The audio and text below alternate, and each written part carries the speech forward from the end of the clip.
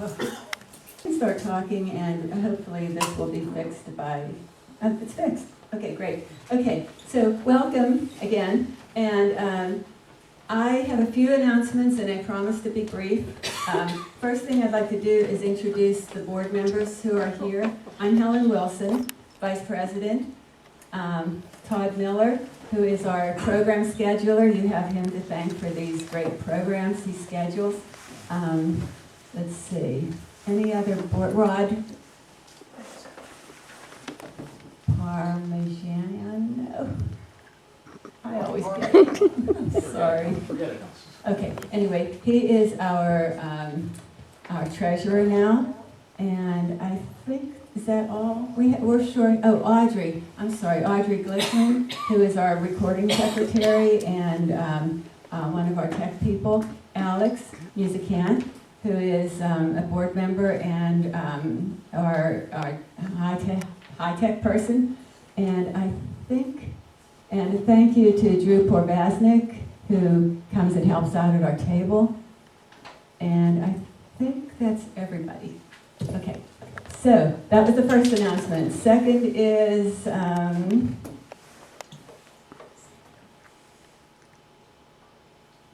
membership drive starts in October. So we have membership year runs from this January 1st to December 31st. And we just think because we don't have a whole lot of manpower to have staggered memberships, we just thought we'd start in January and end in December. So if you join anytime, rejoin or join anytime from now till the end of the year, you can start your membership now if you're not a member, or renew now. And it's $15. Is that right? It's still 15? Yeah, for singles and $20 for 25 for couples. Thank you. So you can. I did forget the membership forms, but you can just if you're interested in renewing or joining, you can just write your name and contact information on a piece of paper this time, because I'm sorry. There's been things going on. Tony couldn't be here because of a birthday party. I couldn't. My sister couldn't be here. She's having medical things. So sorry, but that's kind of a little disjointed. But my mind is in a few different places. So anyway, next thing is our calendar, our fundraiser. We put together a calendar. And it's 2006, Drew's holding it up. It's $25, which includes tax. You can buy it here, you can buy it online on our website. We're partnering with the Squirrel Hill Urban Coalition. So Games Unlimited is carrying it, and it'll be at it's farmers markets most of the times, most of the Sundays. And it has everyone's holidays in it. Yes. And it has little facts and figures about Squirrel Hill. Audrey put together the date pages, and I assembled the photographs, and Tom Olson, Engel. Tom Engel, our photographer, helped with the photography. He's back there. Thank you. Okay. Next is our next speaker is Mark Fatla. You know, it would be nice if I had written this. Sorry about that. Okay. Mark Fatla is our next speaker in November, and he's going to talk about Pittsburgh's historic stadiums and arenas. He wrote a book called Pittsburgh's Historic Stadiums and Arenas, and he'll talk about the iconic sports things, including Forbes Field, Duquesne Gardens, which I remember. I'm dating myself, and first artificial ice rinks, and a lot of other information. And we'll all wear our fedoras in his honor. Okay, wear your fedoras and your, I guess zoot suits is that's too old. Okay, so the next thing is we're having a big harvest festival at the Neal Log House. on November 9th from 11 to 3. And that is in commemoration of our first anniversary of being open. And there will be, we're going to close the street off. We're going to have tours of the house. If you were there last year, it'll be similar to that and lots of fun. Do I dare mention free beer? No, you Okay, didn't. free beer, free lemonade. Somebody's promised to bring a cider press. So it's going to be a fun occasion. There's going to be music. Maybe my reenactor friends will come. So please come. That will be advertised in our next newsletter. And that's one of the things I wanted to tell you, that if you, one of our few perks of membership, because our meetings are free, but we put out, I'm the editor, a newsletter that's usually about 10 pages long that has a lot of information about things going on in Squirrel Hill. We have a list of our programs, and we have timely articles such as they're repairing serpentine right now, so we're thinking about what are they going to do with serpentine. So there's an article in here about serpentine's history. So, and I think that's, one last thing, and this is important.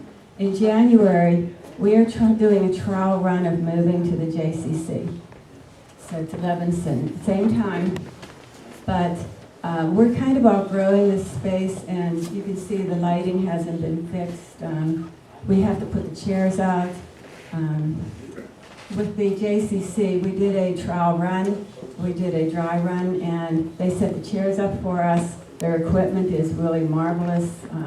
So we're going to try this. So in January, we'll see you at the JCC. Levinson Hall, the main building, you can come in the back door. Okay? So, yes. What time is the event at the Neil Longhouse? It's from 11 to 3, November 9th, which is a Sunday. Okay. Now, Is there a difference in costs for the JCC and the church? a different in what? A The different. cost, Yes. is It's not. It's minor, and we think it's worth it. We talked about that.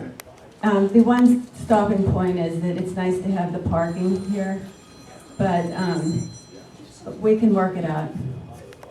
But that was the only thing that was stopping us. So, but there were just so many pluses. So we'll see. We'll see. We're going to try it for a few months. If it works, we'll keep it up. If not, we'll come back. And so next thing is Todd Miller is going to introduce our speaker.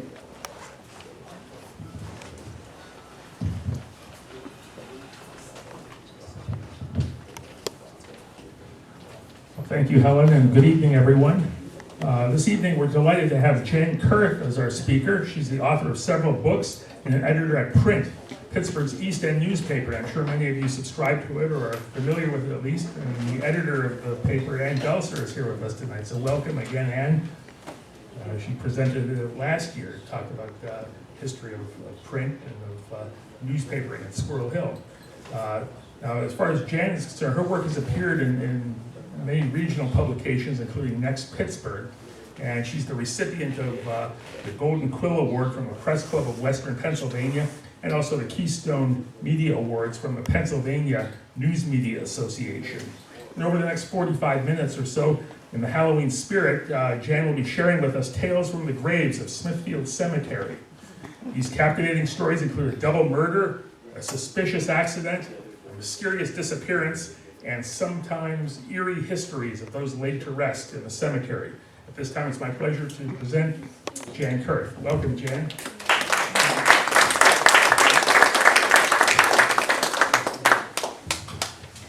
Thank you for that very kind introduction, Todd. You're welcome. So, you might be wondering, where did this topic come from? Well, like a lot of things, it originates from the days of COVID-19 and trying to find ways to keep busy, specifically sourdough. After my growing sourdough starter took over the kitchen and then the dining room, I was advised by my family that it might be best if I dropped that pursuit. But soon another hobby took hold. Every morning, Ann and I would walk our corgi Fred through Smithfield Cemetery, located off Dallas Avenue in Squirrel Hill. I soon began photographing the gravestones with my cell phone and posting the pictures on Find a Grave. If there was no memorial page on Find a Grave, I set one up. And if I had the time or the inclination, I'd seek out additional information about the dearly departed, or trace the kinship links, either through newspapers.com or ancestry.com. Yeah, that's the sort of thing history nerds do as a pastime. Most of the time, as you would expect, the people buried at Smithfield seemingly led fairly normal and predictable lives. They would marry, have children, and pass away, hopefully in their old age. Maybe there was, for the time period, an interesting career in business or politics, but mostly there was nothing that struck one as all that remarkable, at least from the perspective of 50 or 100 years or more in the future, except when there was. Over a couple of years and documenting several hundred graves, I started stumbling upon some truly bizarre and sometimes horrifying tales from the grave, as in murders, dubious accidents, strange disappearances. I fear that what I'm presenting here could be taken as the historical equivalent of Dateline or forensic files. But hopefully we can look at these cases with a little more human depth and insight than your typical TV fare. So as they say in the YouTube videos, let's get to it.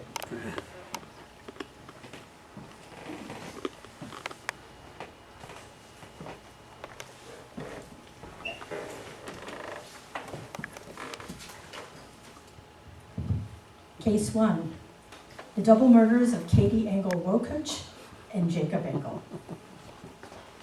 August 28, 1916. It was a balmy Monday evening in North Braddock, just short of 70 degrees at sunset, about 7 o'clock. But invisible storms were brewing on Electric Avenue, a working-class neighborhood of native-born families and German, Russian, and Hungarian immigrants who were mostly employed by the Westinghouse electric plant, a sprawling edifice at the end of the street in East Pittsburgh.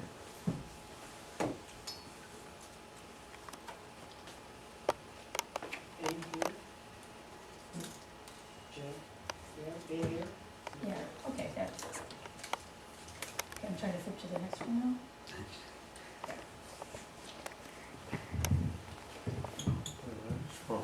Then we flip this again one more time. So that's just an overview of that, and there we go. And you can see sort of along that street sort of running along that one corner, that's Electric Avenue. John Thomas Wokuch, age 40, was the son of Bohemian parents, Bohemia being a region within the present-day Czech Republic. By trade, John was a molder, and after knocking off work at Westinghouse that night,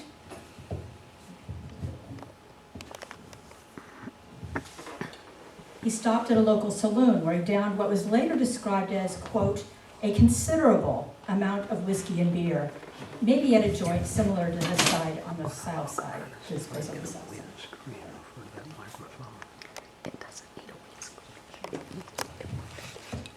He then headed home to 1525 Electric Avenue, where he lived with his wife Katie, age 38. The couple had married in October 1902 and had 4 children. Lena, 13, Mamie, 12, John Thomas Jr., 4, and baby Louise, who was just 5 months of age. There was a reason for the big gap between the 2 older children and the rest. 3 of the Wokuch children had already passed away by this time, all before the age of 3. 2 daughters, Catherine and Blanche, born in 1909 and 1911 respectively, died from bronchial pneumonia. An infant son died at birth in 1910. All of them are buried at Smithfield. So this was a struggling family that was all too familiar with sorrow and tough times. On this particular day in 1916, John Wokuch was not in the best of moods. Perhaps he had a bad day at work, but for the most part, it seems that John was just a mean drunk who took out his rage on his wife and kids.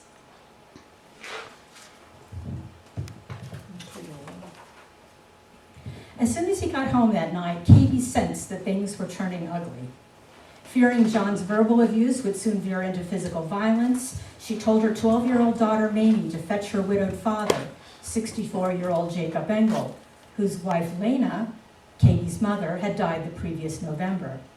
It is not entirely clear if Mamie obeyed her mother or whether she came over to her grandfather's house somewhat later. At any rate, Katie grabbed baby Louise and hurried over to her father's house, either with or without Mamie. This was sometime between 7 and 8 p.m. Accounts differ. Jacob and Lena Gottlieb Engel were German immigrants who had raised a large family, at least 8 children in all. They came to the country in the 1880s with their 2 oldest children, Jacob Jr. and Katie. Jacob Engel was seen as a hard-working and solid family man. He was employed as an elevator repairman, what was regarded at the time as a position of responsibility in the Westinghouse plant. In addition, he was generally respected as, quote, one of the best-known residents of the East Pittsburgh district. However, it was no secret that there was no love lost between Jacob Engel and his son-in-law, and the two had tangled before over John's drinking and ill treatment of his wife and kids. Fortunately, Katie didn't have far to go that evening, as Jacob Engel lived just a few doors away at 1535 Electric Avenue. And you can see that where the 2 houses are, that's where the Wokich house was, and then just down away is where Jacob Engel lived. According to the Pittsburgh Post, John Wokich soon followed after Katie, as Jacob Engel found him a short time later in Engel's own backyard, throwing out feed to the chickens, while Mamie fed scraps to her grandfather's dog. It was a moment of surreal serenity, like the eerie calm before a tornado. The calm didn't last long, and an argument broke out between the 2 men. At some point, Wokich called his father-in-law, quote, a vile name, which led to blows. Engel, who was still a tough character despite his years, knocked Wokich to the ground. Mamie, who had fled to the porch, later said she wasn't entirely sure who struck first, but she thought it was her grandfather. Wokich scrambled to his feet and appeared to be fumbling for something in his pocket. Engel apparently feared that Wokich might be carrying a weapon, so he knocked his son-in-law backwards over a barrel. That's when John Wokich drew out a .38 caliber revolver out of either his hip or coat pocket, pressed it into the chest of his father-in-law, and fired. Katie, who was apparently in her father's house during at least some of this time, left the baby in the kitchen and ran out into the yard. Before she could stop him, her husband fired a second shot. By this time, her father's grip on Wokich finally loosened, and he sank to the ground. In a scene seemingly torn from a tragic opera, Katie hurled herself towards her husband, trying to separate the 2 men. But Wokich raised himself up from the barrel and aimed and fired a 3rd shot. This time, the bullet slammed into Katie's chest. Some press accounts at the time reported she had been shot through the throat, but these appear to have been mistaken. Engel tried to rise from the ground and defend his daughter, but Wokich fired at him twice more, with one of the bullets landing behind his left ear, the other through his right temple. Jacob Engel was killed instantly. Katie, though bleeding profusely, was still alive. She somehow made her way back to her father's house, where she staggered onto the porch and into the kitchen, where she frantically scanned the room for baby Louise. Apparently, she mumbled something about dying and hoping that someone, somewhere, would be good to her baby and children. Katie then stumbled back to the porch, collapsed, and died. Wokich looked over the body of his father-in-law, then made his way to the porch and examined the body of his wife. He returned his gun to his pocket and fled the house, abandoning his sobbing daughter and the baby at the scene. By this time, neighbors who had heard the shooting were rushing into the yard through a side gate, but Wokich was already gone. Neighbors carried the bodies inside the Engel home. Messengers were sent out to find a doctor. In a few minutes, Dr. Lester Holland from East Pittsburgh arrived, but of course, there was nothing that could be done. As it turned out, John Wokich managed to slip out of the neighborhood and made his way along the street to the Commercial Hotel at 118 in East Pittsburgh, not far from the Westinghouse plant. And it just shows you what the Westinghouse plant would have looked at night. The bar room at the hotel was managed by William Weir, then 44, a former mill laborer. Due to its location, I suspected the commercial hotel was a popular watering hole among Westinghouse workers. Perhaps this was the very place where Wokich had made his pit stop before heading home earlier that evening. And there you can see with the little white cross where that William Weir lived in the neighborhood. Weir was also a close neighbor of the Wokich family, as he lived at 1504 Electric Avenue with his wife, Nora May, and daughter Florence. Wokich entered the bar room of the commercial hotel and asked for Weir. With reportedly no emotion, Wokich confessed to Weir what he had done. "I have just shot my wife and father-in-law." But like most batterer types, he accepted no responsibility for his actions. "He struck me first," Wokich complained. Weir must have talked him into giving himself up to the authorities as he walked Wokich across the street to the Office of Justice of the Peace, Peter McGlashan. Wokich repeated what he had told William Weir. At McGlashan's order, Wokich deposited his revolver on McGlashan's desk. "Did you kill Mr. Engel and your wife, John?" McGlashan demanded. "Yeah, I killed him, I guess," Wokich finally conceded. "I wanted to give myself up. That's the best thing to do, isn't it?" "Why did you kill them?" "Well, that family of my wife's been riding me too much. My father-in-law has always been running over me. I couldn't stand it much longer." Wokich was then escorted to the lockup at the East Pittsburgh police station. By the time an hour had passed, news of the double killing had spread rapidly. Angry people began congregating in the streets outside.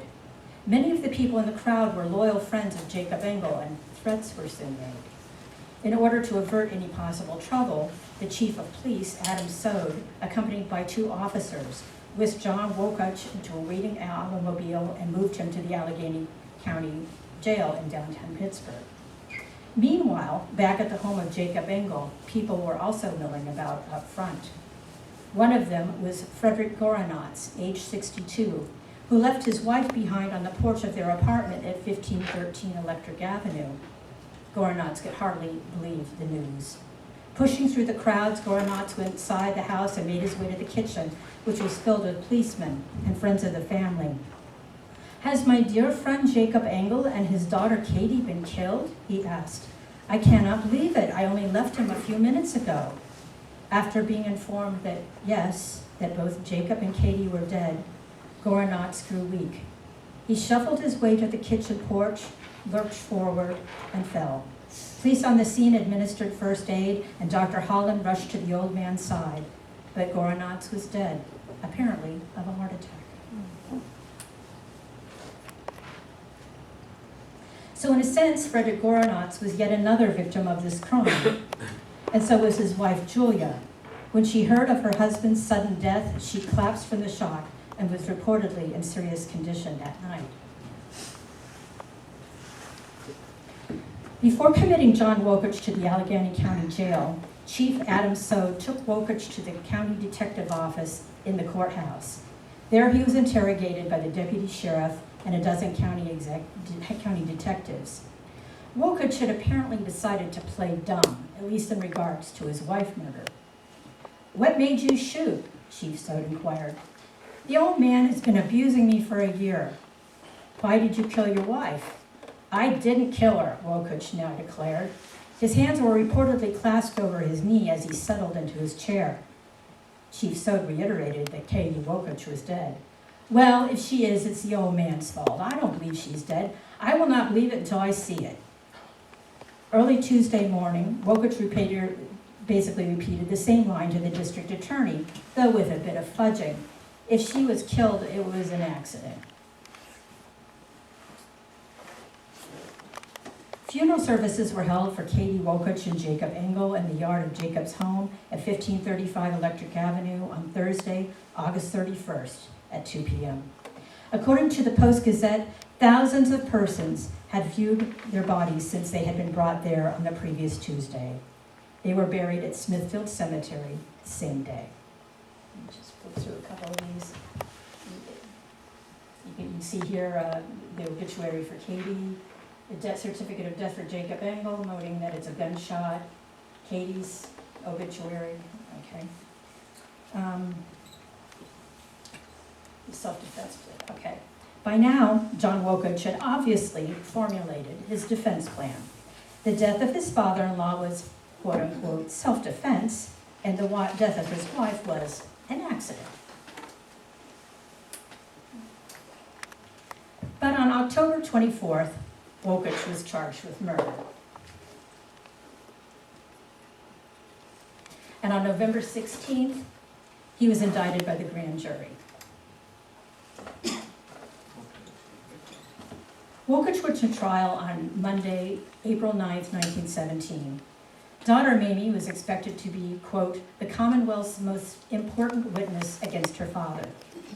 The press never reported on whether Mamie actually testified, and if she did, what she said. If she did testify, she might have repeated something similar to what she told a Pittsburgh Post reporter back in August. My papa came home and said something Mother didn't like. He was mad about something. Then he went to the yard and fed the chickens. I was feeding the dog when my grandpa came. He said something to my papa, but I don't know what it was. Then they began to fight, and my papa was pushed over a barrel. I saw him pull out a pistol from his pocket and shoot 2 or 3 times. Then my mama came running and said, "Don't shoot my father." The next thing I saw was Mama running away. She cried that she had been shot and was going to die. That is all I know. Is my mama dead? I hope she's not. Who will look after our Johnny and Louise if she did? Unbelievably touching and sad. Somewhere in the process, and it's not clear wherein, the double murder trial got split into 2, with the murder of Jacob Engel coming up first. Somewhat surprisingly, the trial coverage that followed was not all that extensive, maybe because the crime took place just outside the city of Pittsburgh.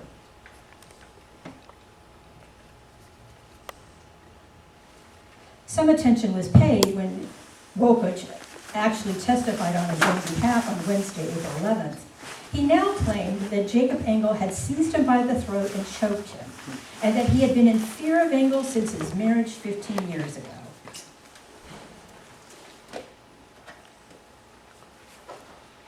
But the jury didn't buy it, at least not entirely.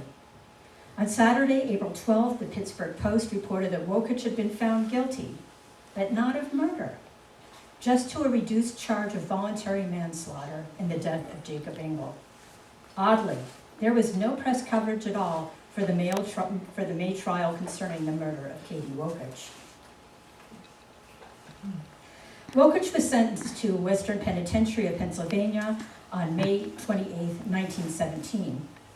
He was only found guilty of voluntary manslaughter in the death of Jacob Engel, his sentence was just 8 to 10 years. At the latest, he would be out by May 22nd, 1927 for that particular crime. As for the killing of his wife, Katie Wokich, 2 years to 2 years and 3 months.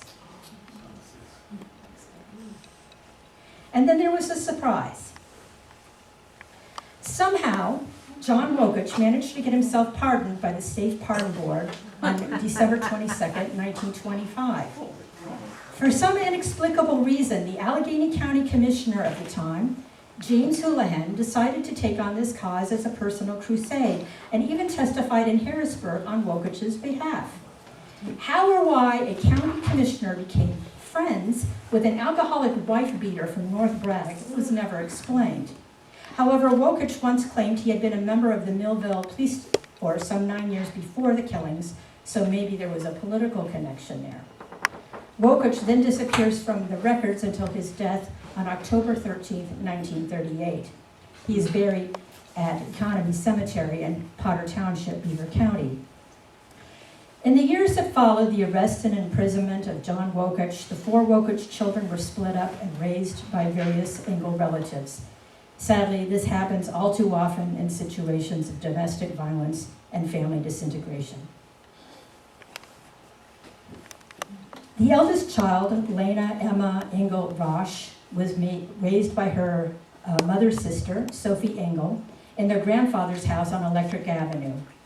brother John, also lived in the home. Then there's Mamie, the 12-year-old who witnessed the murder of her own mother and grandfather. She was brought up by her mother's brother, her uncle August, and his wife Laura on Lenox Avenue, Wilkins Township. As mentioned before, John Engel was brought up along with his sister Lena by their Aunt Sophie in their grandfather's house on Electric Avenue. After 1950, the paper trail gets a little iffy. The search is complicated by the fact that there were many men named John Engel in this time period, and at least 3 of them were born in 1911 who also lived in Pennsylvania. All we can say with confidence is that he died between 1974 and 1995. And then there was baby Louise. She was taken in by her aunt Emma Engel, who was married to James Madison Schaefer. She was then raised in Michigan. To the credit of the Engel family, the children turned out better than might have been expected. It doesn't appear that any of them went to prison, and they certainly didn't die from violent causes as young adults. On the other hand, it doesn't appear that they necessarily thrived either, except for Louise, who would have had no memory of the events of 1916. In addition, she grew up far from the industrial meat grinder of East Pittsburgh in the tree-lined town of Adrian, Michigan. Thanks to her Aunt Emma and Uncle James, Louise was able to finish high school. She married what appears to have been a stable man and even developed a low-level professional career, which for a working-class woman at mid-century was quite an achievement. However, it is striking that none of the girls had children of their own. Then we have the daughters who stayed in the Pittsburgh area, who never set foot in high school. Mamie, who was perhaps the most traumatized of the 4, never married, and at least in my opinion, appeared somewhat codependent on her Engel relatives well into middle age. This is not an uncommon pattern among traumatized children. If they don't duplicate the roles they grew up with, they often avoid romantic relationships as adults, getting married, or having children altogether. The Smithfield Cemetery gravestones for Katie Wokuch and Jacob Engel are engraved with an anglicized version of the Engel last name. Appropriately enough, Engel translates as angel, though this was probably a concession to the anti-German sentiment at the time. Katie's married name, Wokuch, is notably omitted. But engraved near the bottom of the gravestones for Katie and Jacob are the following words in German: Ruht in Frieden, rest in peace. Yes, may the angels rest in peace. Case 2. The mysterious life and death of Tilly Falstich. Judging by the inscription and the high quality of the gravestone, one might assume that Tilly Falstich was the cherished child of wealthy Pittsburgh parents. Falstich, Tilly, beloved daughter of John and Victoria Falstich, born November 20th, 1857, died April 22nd, 1911. In fact, this gravestone is only loosely based on the facts reported elsewhere. Very loosely. First of all, Tilly was not a wealthy woman. In fact, she was decisively working class, as she was employed as a housekeeper by the Charles C. Scaife family. Yes, those Scaifes. As in the great-grandparents of Richard Mellon Scaife, who died in 2014, and all the scandals and inheritance fights therein.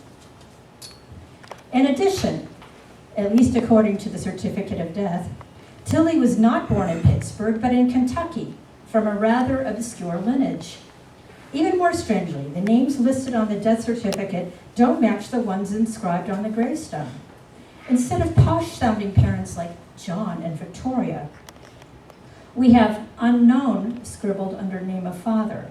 And their mother isn't Victoria at all, but supposedly Nora Byers, a German immigrant. Unfortunately, there are no census or birth records from that time period, which could clear up the confusion. We don't even know Tilly's actual date of death. The date on the stone, April 22nd, 1911, is a guess and is not official.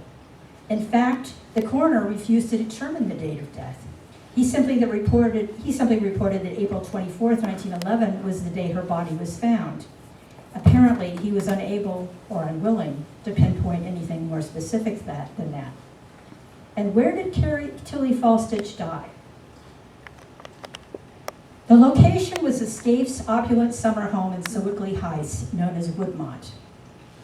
The home was built in 1902, and according to a 2024 real estate listing, it has 11,500 square feet of living space with 6 bedrooms and 6.5 baths on a little over 18 acres. If you are wondering, it sold for $3.5 million in December of that year. So just in case you're in the market for an impressive suburban estate, you're a little late to snatch up this one. And the estate was even bigger than 18 acres in 1911, as Charles Scaife had just purchased 80 acres of adjacent farmland in November 1910. So we'll just scroll through aerial view of Woodmont, the approach to Woodmont, the front hall. Maybe it's just me, but this is already starting to feel like a cozy murder mystery, with Lord Haversham's found dead in his study just before tea. So let's play Jane Marple and do a bit of sleuthing. Let's start with how Tilly Falstich allegedly died. The news accounts from the period are unanimous. Tilly Falstich died from fatal gas fumes allegedly released from a small gas stove in a third-floor room. The gas was still released when her body was discovered on Monday, April 24th, 1911. For reasons we will explore later, it was assumed she had died sometime during the late afternoon or early evening of Saturday, April 22nd. The certificate of death concurs. Asphyxiated, the coroner states, by fumes of burned gas.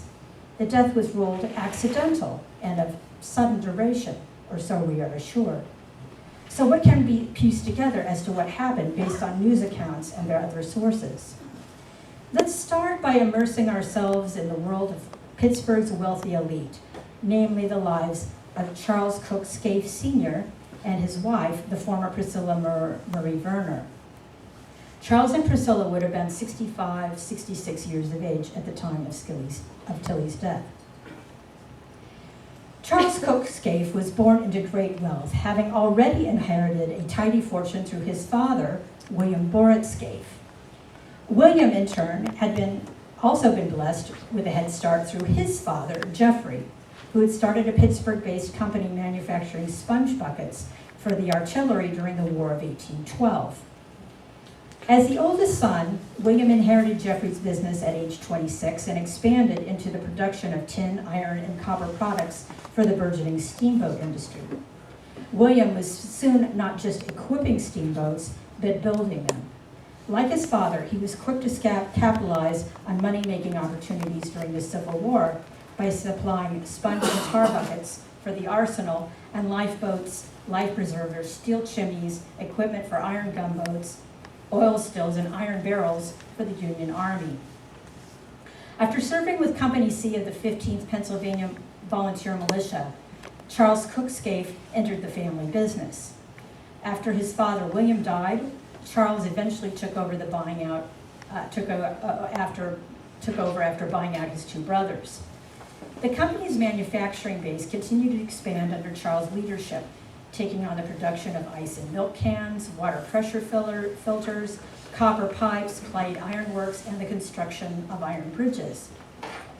All of this is a roundabout way of saying that Charles Cook Scaife was very well situated when he married Priscilla in 1867.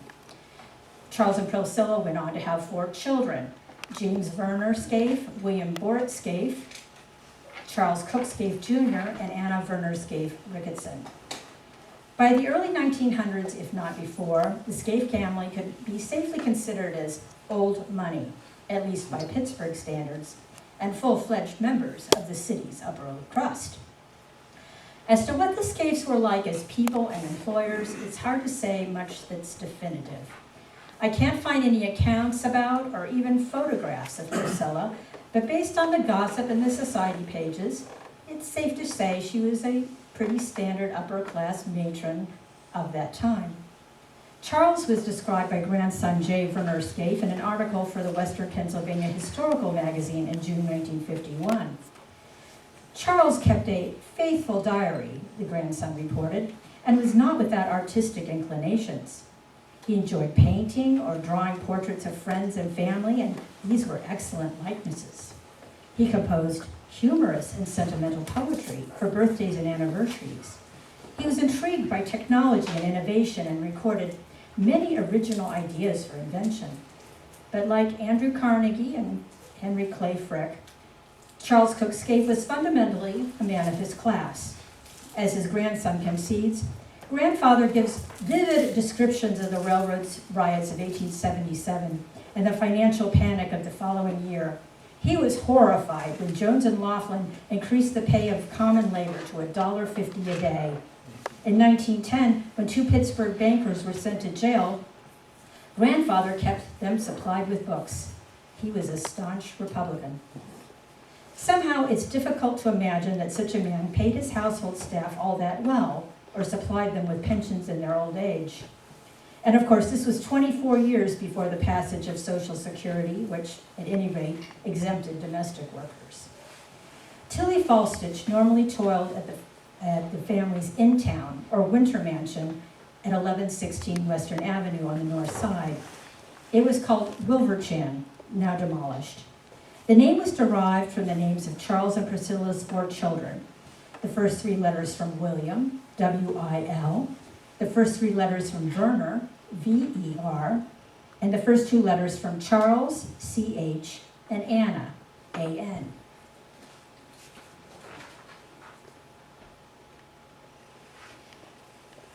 Tilly Falstich, then 53, is listed as a live-in servant here in the 1910 census, along with 2 other live-in servants, Mary Boyle, an Irish widow, age 37, and Ellen Johnson, age 30.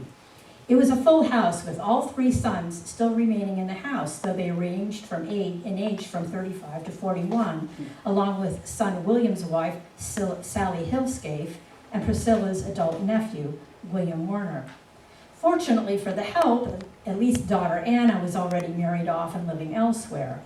In addition, while the Scaife name was frequently splayed across the society pages in regards to various afternoon teas, weddings, theatricals, cotillions, and debutante balls, it does not appear that they entertained all that often at home. But when they did entertain, they tended to do so at Woodnot, not at Wilverchan. For example, as box holders during the June Sewickley High Horse Show, the Scaifes were practically obliged to hold box parties and receive visitors, as we can see from this piece of Society News from 1910. And 1910 was hardly the exception. In 1908, we get this description from the opening day of the Sewickley High Horse Show.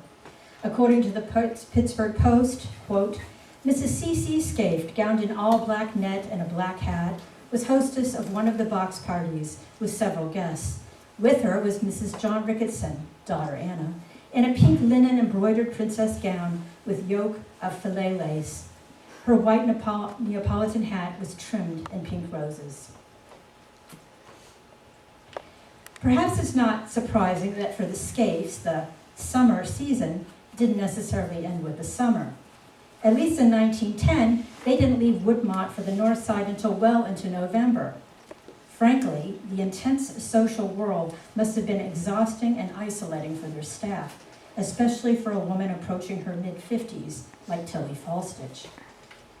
Though newspaper articles about her death state that Tilly had worked for the Scaifes for, quote-unquote, many years, she is not listed in the 1900 census as residing with the Scaife family or even in the Pittsburgh area. In fact, it appears that she moved around fairly frequently during her life. For example, she is listed as a domestic in the 1904 Louisville, Kentucky City Directory. And before that, she appears in the Wheeling, West Virginia City Directory, also as a domestic. First in 1886 when she was about 29, and then off and on for the next 10 years. So it appears she worked for the Scaifes no more than 5 or 6 years at most. One of the few clues as to Tilly's personal life is when she took 2 months off at the beginning of 1910 to visit her older sister, Lydia Falstich Kunkel, in Warrensburg, Missouri.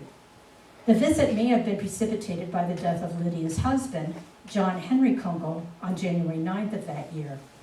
A notice in the Warrensburg paper also mentions family in the Kansas City area, but they are not named. There is also a notice of a previous family visit in October 1908. And this is just a photo of the Warrensburg train station, which I imagine she passed through many a time. Through Lydia, we can trace Tillie's roots to Grant County, Kentucky, which is in the northern part of the state, but little more than that. Even a search for Lydia's parents turned up nothing definitive. At any rate, it appears that Tillie, who apparently never married or had children, had few family members in the Pittsburgh area. The only Pittsburgh family for which there is evidence is a niece, Lydia's daughter, Dora Myers, who is mentioned in Lydia's 1921 obituary. Let's turn to the last few days of Tillie's life. Now, I've never owned a country estate, nor have I worked as a servant for a family owning one. So I'm not sure how long it takes to get things spick and span for the summer season. I'm guessing it must take at least a week to pull the sheets off the furniture, dust the mantels, scrub the floors, knock down the cobwebs, polish the windows, make the beds, stock the pantry, and so on, especially for a house of over 10,000 square feet. It must have been hard, back-breaking work, especially if the crew was small. We aren't told who was sent out to Sewickley except for Tillie. Maybe Mary Boyle and Ellen Johnston, the servants listed in the 1910 census, were also shipped out. Maybe not. If the Scaife were sending staff from the north side home, there was probably a lot of pressure to get things done quickly so they could return to their regular duties. All we know is that by Saturday afternoon, April 22nd, Tillie allegedly, quote, sent the other servants home, saying she would stay and finish housekeeping herself. This, according to the Pittsburgh Press account of Monday, April 24th. Maybe somebody questioned why Tillie would want to stay on by herself and take on all that extra work. Maybe they were just grateful to be going back home to Pittsburgh. At any rate, there are no further details. It was not till Monday, April 24th, that the alarm was raised, and only because Priscilla Scaife had tried to reach the Woodmont residence by telephone, and no one had answered. She then contacted the estate manager, R.J. Doubt, spelled D-O-U-T, to investigate. He in turn directed a man named A.C. Wherry, W-H-E-R-R-Y, to go over to the house that afternoon. What Wherry's position was with the Scaife family was never clarified. Wherry was the one who reportedly discovered the body of Tillie Falstich in a third-floor room. As previously stated, she'd apparently asphyxiated from toxic fumes emanating from a small gas stove. The gas was reportedly still escaping from the stove when Wherry found her. At least according to the Pittsburgh Press account of April 24th, quote, it is thought the woman was overcome on Saturday, end of quote. However, no evidence was offered to support this assertion other than Saturday being the day that Tillie, supposedly, sent the other servants home. As mentioned before, the coroner failed to rule on the time of death.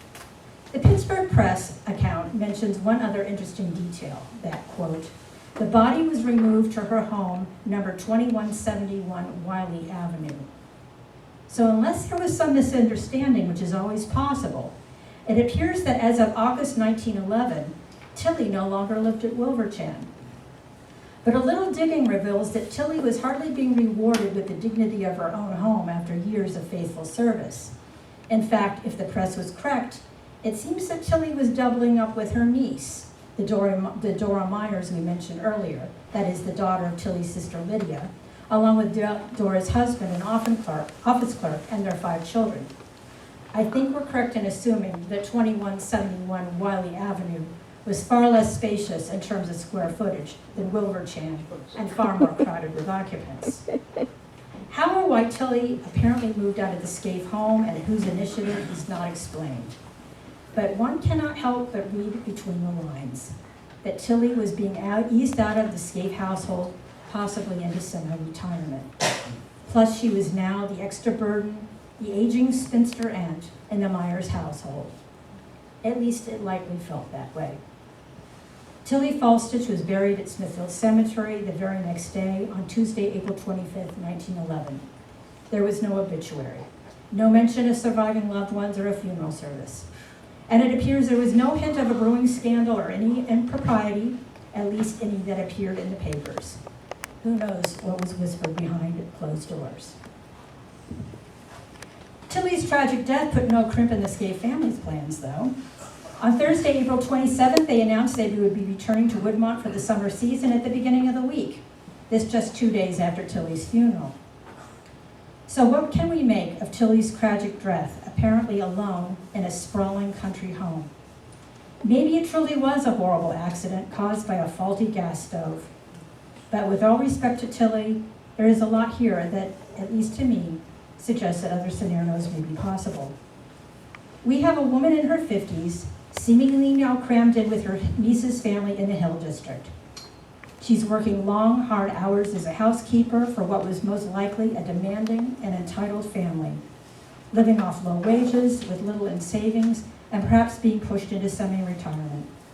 No hope for a pension or any other kind of financial support other than family charity. And then there was the odd timing of her death. After the Scaife family staff was sent out to Wilmot to prepare for the summer season, was it just an awful twist of fate that Tilly sent the rest of the servants back to Pittsburgh, saying she would stay and finish cleaning the house by herself? And was it just a horrible coincidence that just a short time later, without another soul inside, that Tilly suffers a terrible accident with a faulty gas stove? Or is it possible she deliberately planned to be alone so as to take her own life? And perhaps saddest of all, this supposedly happened on a Saturday afternoon, and nobody even seemed to notice her absence until well into Monday. This is what was truly tragic. How little Tilly Falstich was apparently recognized, much less appreciated during her own lifetime, at least by her employers. Though the Scaifes, to their credit, did show at the Bucks for an attractive gravestone. At least I assume it was the Scaifes. In 1950, Dora Myers died and was buried next to her Aunt Tilly, as was her husband and one of their sons. So in the end, Tilly was at least united with her Pittsburgh family, whether she had lived with them in life or not. However Tilly Falstich came into her end, we can only hope that Tilly found the peace and rest she so richly deserved. Case 3, the strange disappearance of Eldia Monroe Smith. December 17, 1934 was a Monday. Christmas Eve was just 7 days away, so there was just one full work week left to get your holiday shopping done. Here in Pittsburgh, if you had deeper pockets, you might buy your mom or your sweetheart a nice handbag from Gimbel's or a new flannel robe for Dad at Rosenbaum's. Most shoppers probably gave these items a little more than a wistful look over before heading over to, say, the handkerchief counters, where most of the offerings were priced between 25 and 50 cents.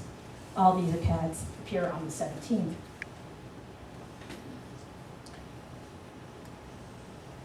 Despite Pittsburgh being in the throes of the Great Depression, downtown merchants were enthusiastic about near-record holiday shopping crowds, the best they had seen since 1930. Sidewalks were packed, downtown restaurants overtaxed with hungry shoppers. Of course, all this holiday spending was predicated on having a paycheck.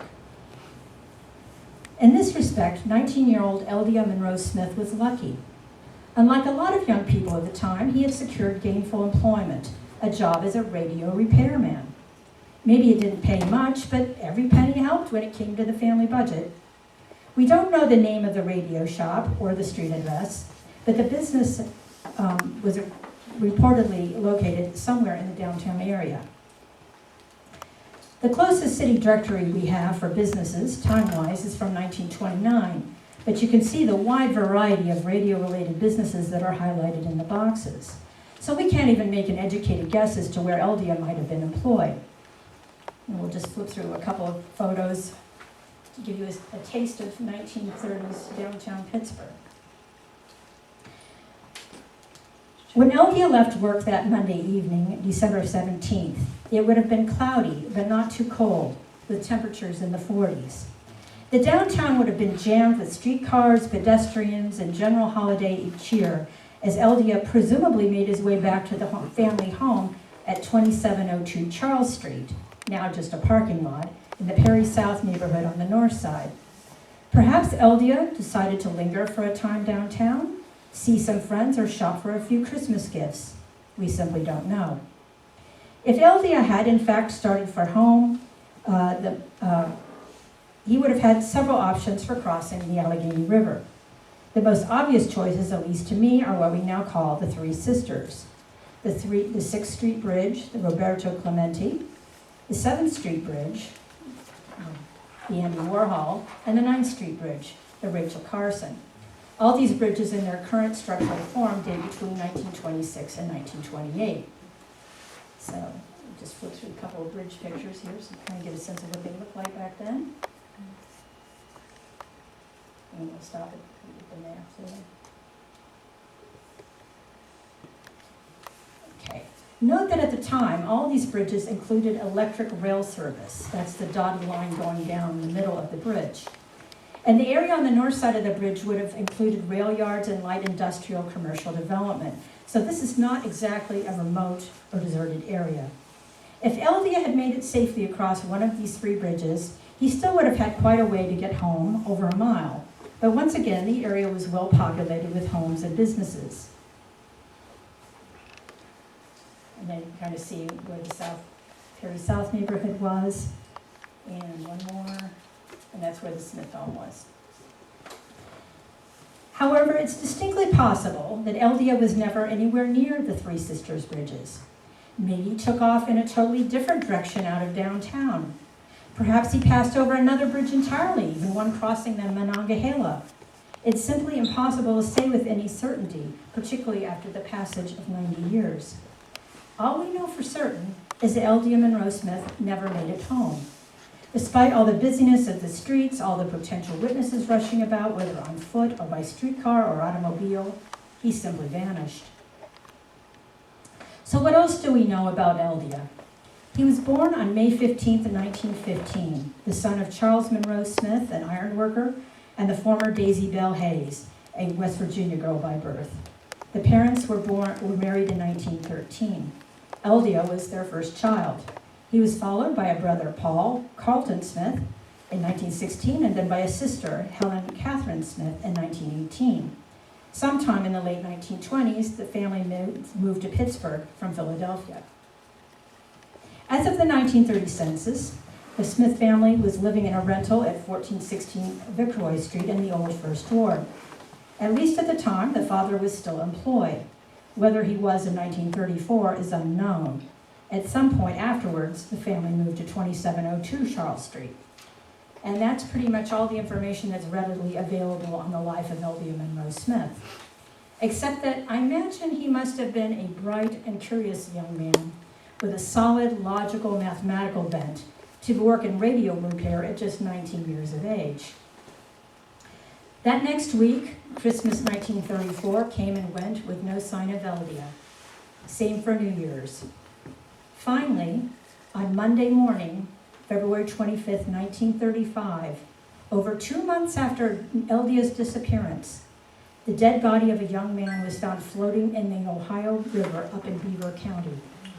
According to the Aliquippa Gazette, the boy, who was estimated to be 15 to 16 years of age, was pulled out at 9:30 a.m., quote, near the coke works of the Jones and Laughlin Steel Corporation's Aliquippa plant. And that kind of shows you, orients you where Aliquippa is in relationship to Pittsburgh. And then there's another map as well. As the crow flies, Aliquippa is about 18.5 miles to the northwest from downtown Pittsburgh, or about 25 miles by car.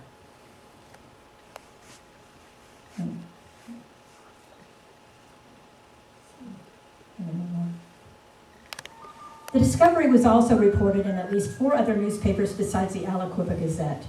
These include the Pittsburgh Press, the Newcastle News in Lawrence County, and 2 other Beaver County papers, the Beaver County Times and the Beaver Falls News Tribune.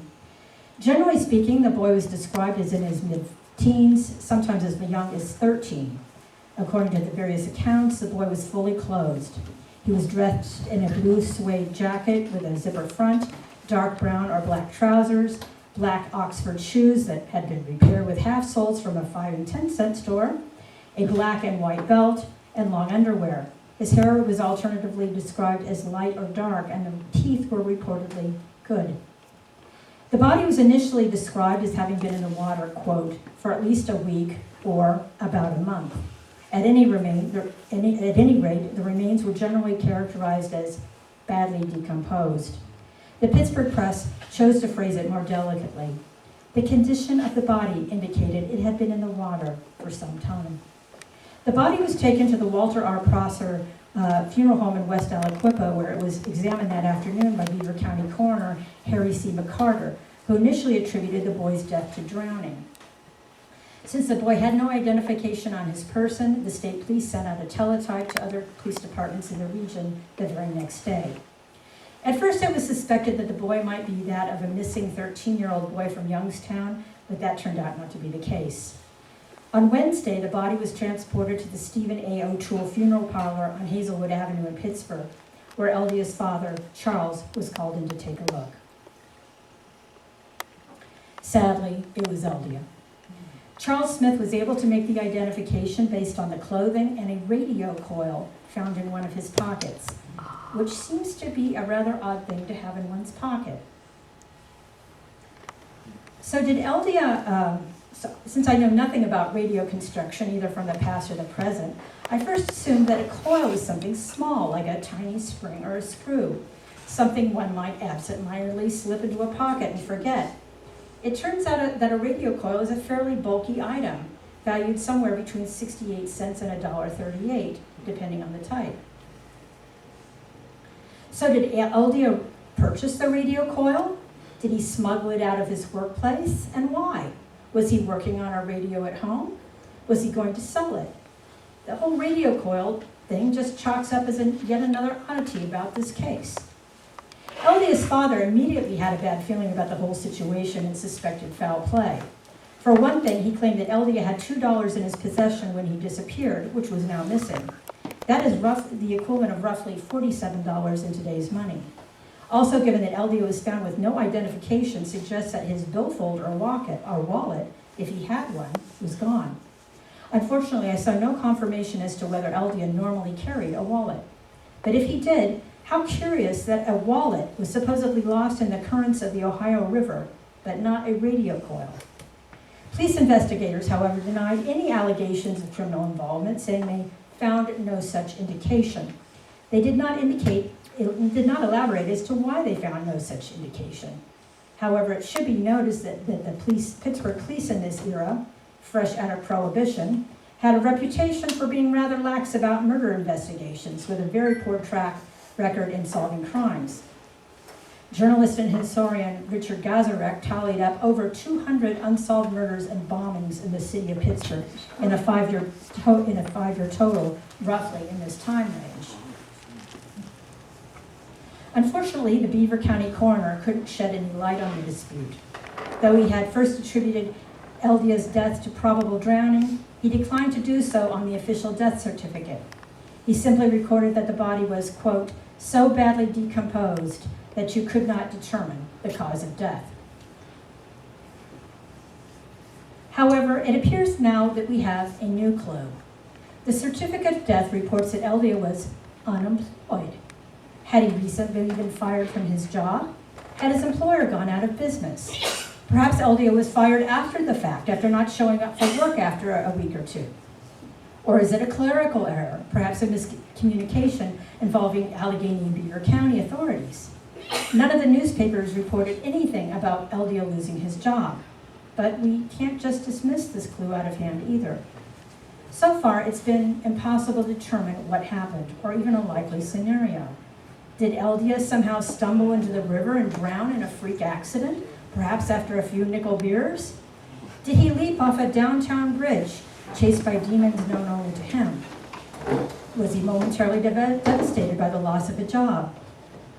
Or did he encounter some criminal gang who robbed him, possibly murdering him or knocking him unconscious in an alleyway over $2 before ridding themselves of the evidence?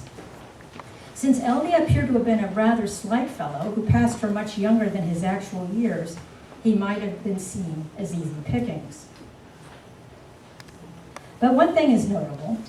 Eldia's death was fairly atypical for dead bodies found in Pittsburgh area rivers, at least for the year 1934. Though all the victims were males, few were children or teens. And in those cases, the victims were quite a bit younger and died for a reason that was well established. The Turtle Creek footbridge, where a 14-year-old was standing, gave way after a heavy rain. A 9-year-old drowned while swimming near Grand Avenue in Duquesne. These deaths tended to happen during the summer months, not December. In fact, most victims appear to have been older men in their 40s, 50s, 60s. None were reportedly in their late teens or 20s. Some died while on the job, falling off a barge, drowning while working on an Allegheny River dam, diving from a boat to recover a lost oar. At least to me, none of these scenarios seem like a good fit for Eldia Monroe Smith. It was too cold to swim in December, which would have made an accident less likely. Nor was he employed anywhere near a body of water.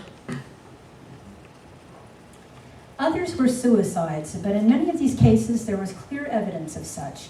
A reported job loss or overt signs of despondency. For example, the victim had said he was tired of living or had threatened suicide several times before. In some cases, the victim was actually spotted jumping off a bridge, or there was a strong suspicion as such, as in his coat, hat, or wallet were located on the bridge deck. If Eldia had in fact been fired from his job, as the certificate of death suggests, it might tip us toward a suicide theory. But since articles about his appearance say nothing about a recent job loss, it's kind of a toss-up. Secondly, nobody observed him jumping off a bridge during one of the busiest seasons of the year in downtown Pittsburgh. None of his effects were found nearby. Nobody reported him saying or acting in a fashion to indicate that he was depressed, though we know, of course, that people sometimes cover up feelings of suicidal ideation and that families can be in denial, and that people, especially young people, can act in an impulsive fashion. And then there's the radio coil found in his pocket, which suggests that he had some intention of doing something with it. Then there's the third scenario. He could have been robbed and tossed into the water. But there's no proof of that either, other than the allegedly missing $2 and the lack of identification. It's also possible that the father was mistaken, that the money had been lost somehow, or that Eldia had spent it, maybe on the radio coil. Despite all the theories, something had to have happened to Eldia, yet nobody apparently saw a thing, and nobody had an explanation, at least one with any solid evidence to back it up.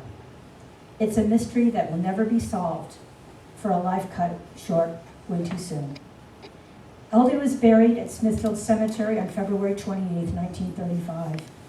No family is buried near him, though I'm sure Eldia's disappearance and mysterious death haunted them for years to come, and most likely for the rest of their lives. Father Charles Smith was still employed as a structural steel worker and he died in 1956 at the age of 76 in Bedford County, Pennsylvania, where he is also buried. After his death, Mother Daisy moved to Dallas, Texas, so she could be close to her now married daughter, Helen. Daisy died in 1971 at the age of 83 and is buried in Dallas County. Brother Paul eventually served in World War II and after the war found work as an apprentice at a soup manufacturing company. It appears he never married. He died in 1990 at the age of 73 and is buried near his father in Bedford County.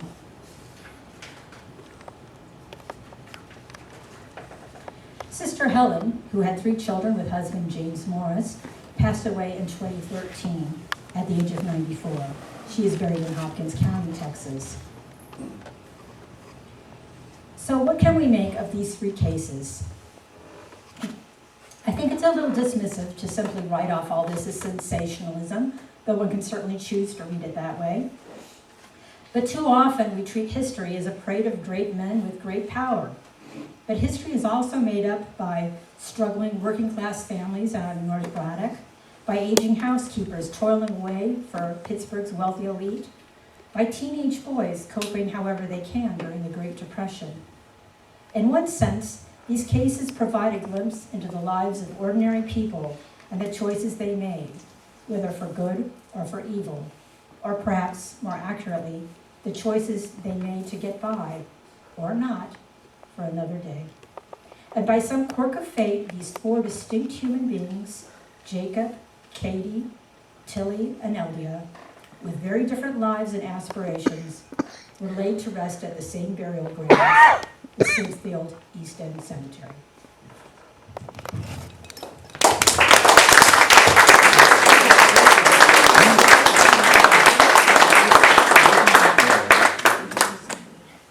I know this is probably a little longer than most, but I think I much to cut. So, any quick questions? How many people did you look up before you came to these stories? Were there just basic ones that you looked and you go, oh, that was a normal death, but Well, I think I mentioned earlier that I probably documented like a couple hundred graves there. And there's a few other kind of weird murders that I have not written up yet, but may someday, including a girl who was killed on her wedding day. So it's kind of strange. I was just curious, when you had taken the picture of the angel grave site, how long did it take you to figure out that they had changed the spelling of their name? That must have been Well, if you could compare the newspaper accounts and other accounts mentioning their name, you could see that it was no longer recorded as Engel, it was Angel on the gravestones.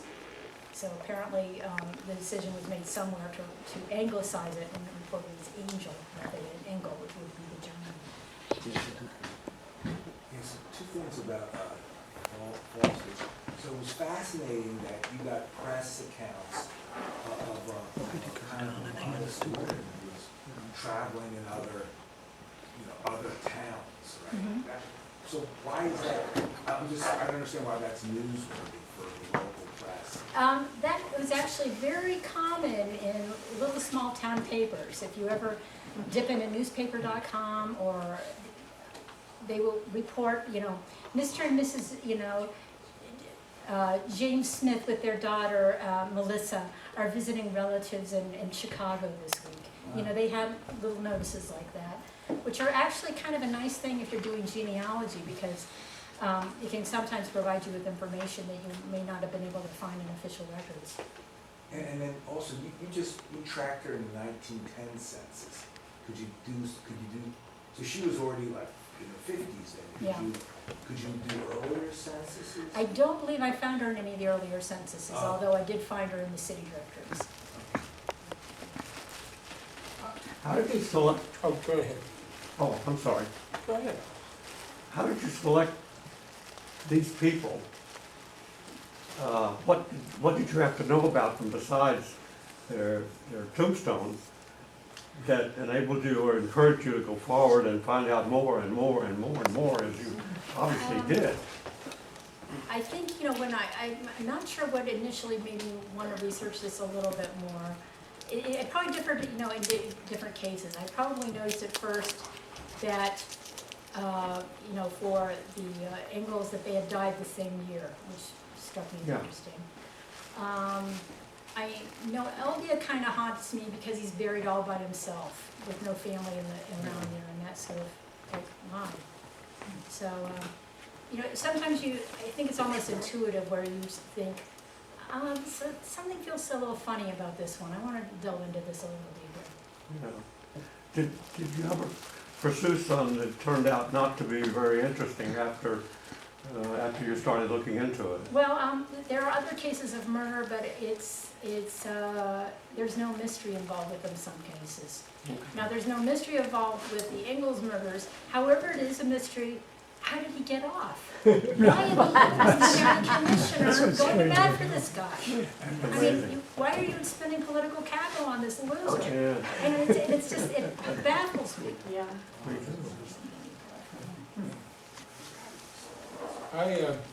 I'm just wondering why they're buried in that parish cemetery.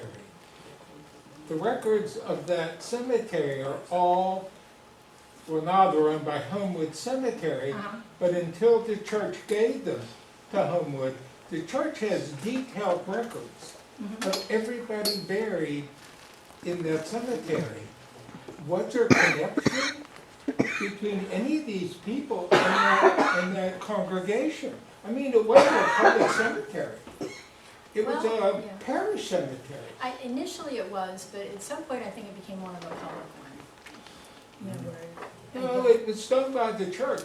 Yeah, I mean, you couldn't be buried there unless the church, now they could have, you know, they could have just worked with funeral directors and say, yeah. you know, you Someplace can get just a open plot up, here yeah. for almost nothing. I know at some point that cemetery opened up as a more of a public one, where, you know, people didn't necessarily have the same religious background. I mean, it is largely, you know, a lot of Germans and Lutherans, but not entirely. So, you know, I'm not sure how. So there's no indication any of them were affiliated at all with that congregation? I don't think so, given that they were in such different locations. In fact, I'm not even sure, given that they lived so far away from Squirrel Hill, why they were buried at Smithfield, but they were. So.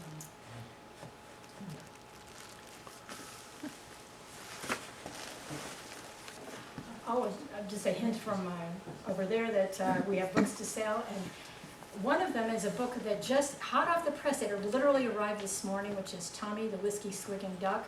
It's a collection of mostly bar stories from the East End, based on the columns I've done for the paper over the years. So you might want to check that out. So.